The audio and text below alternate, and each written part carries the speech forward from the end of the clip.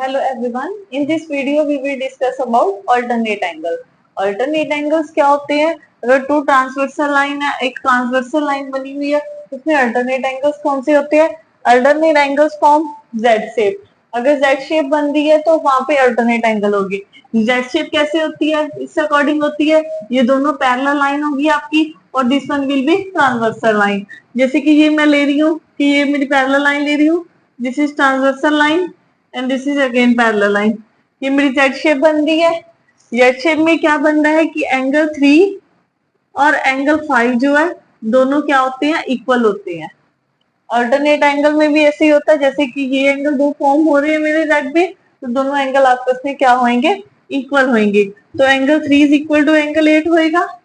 ऐसे ही अपोजिट देखना है, इस साइड भी जेड बन रही है, इस साइड जेड बन गई है, तो कौन कौन सा एंगल होएगा? एंगल 4 और एंगल 6 भी इक्वल होएगा. एंगल 4 और एंगल 6 अल्टरनेट एंगल होएगा. अब देखना है अपने अपवर्ड वाले एंगल और डाउनवर्ड वाले एंगल. ये तो हमने ले लिए इंटीरियर, इनको बोलते हैं alternate interior angles. Alternate interior angles. Is it clear? ये है अल्टरनेट इंटीरियर. अंदर वाले लिए ना हमने पैरेलल लाइन के, तो इंटीरियर एंगल. अब हम आउटसाइड वाले लेने लगे हैं कि आउटसाइड अगर एक्सटीरियर पैरेलल लाइन के बाहर वाले एंगल्स है तो कौन से होंगे? वन वाला एंगल एक लेना ट्रांसवर्सल के उस साइड जैसे अल्टरनेट, और एक साइड इस साइड. तो वन एंगल किसके इक्वल होएगा? 7 के इक्वल होएगा. Angle 1 will be equal to angle 7 और angle 2 will be equal to angle 8. Angle 2 is equal to angle 8.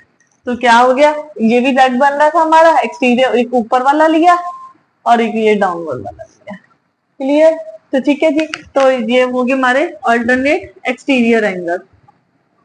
Alternate exterior angle.